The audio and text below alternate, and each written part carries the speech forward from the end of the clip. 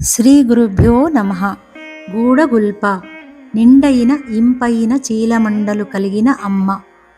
గూడ అంటే రహస్యమైన అని కూడా అర్థం. రహస్యంగా అంటే కనబడకుండా ఉండడం. అమ్మ పద్మాసన స్థితిలో కూర్చుని ఉన్నప్పుడు చీలమండలు కనబడవు కదా. కులస్త్రీలు కూడా తమ చీలమండలు కనబడకుండా చీర అంచులు కప్పబడే విధంగా ఉండాలని సూచన ఉంది.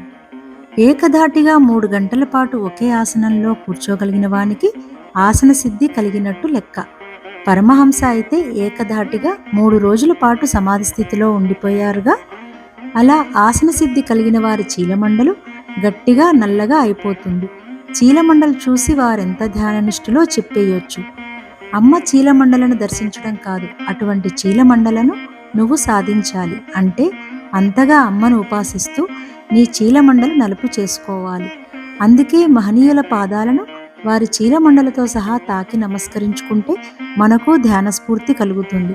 వారి తపస్సుకు అనుకూలంగా ఉండి వారి తపశ్శరీరాన్ని మోసింది ఆయన చీలమండలేగా. అలా అమ్మ అపర్ణగా ఉంటూ తపస్సు చేసినప్పుడు ఉన్న అమ్మ చీలమండల స్ఫురణకు వచ్చినప్పుడు ధ్యానయోగికి కలిగే ఆనందం అంతా ఇంతా కాదు. తత్ఫలితంగా ధ్యాన స్థితి నుండి సమాధి స్థితి కలుగుతుంది. అమ్మను పూజిస్తూనో స్మరిస్తూనో ధ్యానిస్తూనో మనం అంతంతసేపు పూజాగదిలో గడపాలి అని ఈ నామానికి అర్థం. మాకు అంత సమయం ఎక్కడిది అంటారేమో. అవ్వా కావాలి బువ్వా కావాలి అంటే కుదరదు. దేవుడు కావాలంటే దయ్యాన్ని విషయాల్ని వదలాలి, లేదా తగ్గించుకునే ప్రయత్నమైనా చేయాలి. దేవుని కోసం దేన్నైనా వదులు, దేనికోసమూ దేవుణ్ణి వదలకు. ఆత్మవిచారం మానితే లోక విచారం చొరబడుతుంది. జ్ఞానసిద్ధి ఆసనసిద్ధి నుంచే మొదలవుతుంది.